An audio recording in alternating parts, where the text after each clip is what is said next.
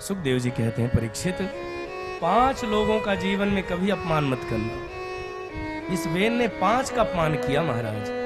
किसका किसका? यथा देवेषु वेदेषु गोषु विप्रेषु साधुषु धर्मे मयि च विद्वेष सावासु विनश्यति। सावासु विनश्यति। आप भी ध्यान से सुन लीजिए। जीवन में 5 लोगों का अपमान कभी मत करना। पहला है देवता, देवेशु। देवताओं का अपमान कभी नहीं करना चाहिए महाराज। आप भगवान को मानते हो, अच्छी बात, नहीं मानते और अच्छी बात, लेकिन ये मत कहो कि भगवान नहीं है। और कितना भी बड़ा नास्तिक हो, जब दुनिया का हर मार्ग बंद हो जाता है तब सबसे बड़े नास्तिक को भी भगवान का दरवाजा ही दिखाई देता है। ये दुनिया की रीति है महाराज कि जब दुनिया का हर मार्ग बंद हो जाएगा, कोई मार्ग दिखाई नहीं देगा, तभी तो भगवान का मार्ग दिखता है। इसलिए देवताओं को मानो, अच्छी बात, नहीं मानो कोई बात नहीं, लेकिन ये मत कहो कि भगवान नहीं। देवताओं का अपमान नहीं करना चाहिए। दूसरा शब्द दिया है वेदेषु। वेदेषु यानी वेद का। वेद का भी अपमान नहीं करना चाहिए। वेद हम पढ़ सकते हैं, अच्छी बात, नहीं पढ़े, नहीं पढ़ पाए, लेकिन ये मत कहो कि वेद नहीं है। वेद तो भगवान का ही स्वरूप है। और तीसरा है गोशु। गोशु यानी गाय। गाय का अपराध नहीं करना चाहिए महाराज। गावो विश्वस्य मातरः। और मैंने कई बार व्यासपीठ से कहा है कि स्वामी विवेकानंद, आजकल के बहुत सारे युवा हैं जो स्वामी विवेकानंद की जीवनी पढ़ रहे हैं, और अच्छी बात है महाराज। महापुरुषों की जीवनी जब पढ़ोगे तभी महापुरुष बनोगे। इसलिए महापुरुषों को पढ़िए, महापुरुषों को जानिए। स्वामी विवेकानंद एक बार विदेश की यात्रा में गए। हालांकि स्वामी जी तो कई बार गए महाराज। और विदेश की यात्रा में जब स्वामी जी गए तो स्वामी जी से किसी ने पूछा कि आपके देश में कौन से जानवर का दूध अच्छा है? आपके देश में कौन से जानवर का दूध अच्छा है? स्वामी जी ने कहा भैंस का। तो पत्रकारों ने कहा कि हमने तो सुना है कि आपके देश में सबसे बढ़िया दूध गाय का माना जाता है, लेकिन आप कह रहे हो भैंस का। स्वामी जी ने कहा भैया तेरा प्रश्न क्या था, कौन से जानवर का दूध अच्छा है? तो जानवर में तो भैंसे का दूध अच्छा है, और गाय का दूध दूध नहीं है, और गाय जानवर भी नहीं है। गाय माँ है, और माँ का दूध दूध नहीं होता, माँ का दूध अमृत होता है महाराज। माँ का दूध दूध नहीं है, माँ का दूध तो अमृत है।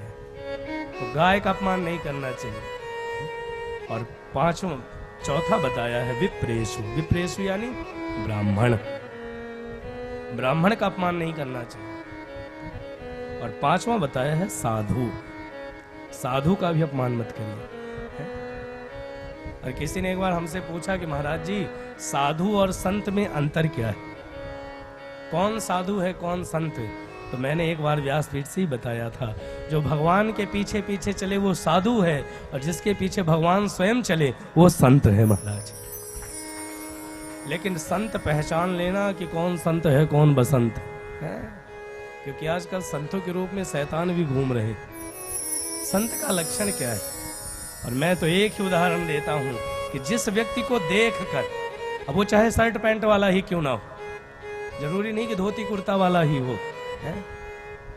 हमने तो संत की परिभाषा केवल इतनी बनाई है कि जिसकी हो लंबी दाढ़ी, हमारी तो ज्यादा बड़ी नहीं है, हाँ, इसलिए हमारी तरफ तो देखना नहीं। जिसकी हो लंबी दाढ़ी, हो पीला वस्त्रधारी, जिसकी हो लंबी दाढ़ी और हो पीला वस्त्रधारी, और साथ में हो बड़ी सी गाड़ी, वही संत। हम लोगों ने तो ये बनाया है महाराज, लेकिन संत वो है जिसके जीवन में 3 गुण हो। तितिक्षवा। तितिक्षवा यानी जो सहनशील हो। एक बार एक महात्मा गंगा से स्नान करके आ रहे थे, तो कोई बालक था, तो उसने क्या किया, कुल्ला किया और महात्मा के ऊपर थूक दिया। अब आजकल के महात्मा होते तो लाठी चलाने लगते, लेकिन वो महात्मा गया, फिर से डुबकी लगा लिया। फिर से एक बार आए, फिर से उसने कुल्ला करके थूका, फिर डुबकी लगाए। ऐसा करते करते उस व्यक्ति ने महात्मा के ऊपर 108 बार थूका, और 108 बार उन्होंने डुबकी लगाई, फिर भी महात्मा को क्रोध नहीं आया। तो आदमी महात्मा के चरणों में गिरकर बोला, महाराज इतनी बार मैंने आपके ऊपर कुल्ला किया और आपको क्रोध नहीं आया। महात्मा ने कहा भैया रोज तो मैं एक डुबकी लगाकर चला जाता था, लेकिन तेरे कारण आज 108 डुबकी लगा ली। संत दृष्टि नहीं सुधारता महाराज, संत दृष्टिकोण सुधारता है। अमीय मूरी मन चूरन चारु, संत दृष्टि नहीं सुधारता, संत दृष्टिकोण सुधारता है। इसलिए साधु का अपमान नहीं करना चाहिए। तो मैं कह रहा था कि दुनिया का सबसे बड़ा संत कौन है? अब वो जरूरी नहीं कि शर्ट पैंट वाला हो, साड़ी वाली हो, है?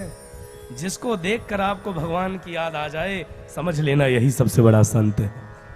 जिसको देखकर परमात्मा याद आ जाए तो समझ लीजिएगा यही सबसे बड़ा संत है। तो 5 का अपमान नहीं करना चाहिए महाराज। देवता, वेद, गाय, ब्राह्मण और साधु। याद हो गया कि नहीं?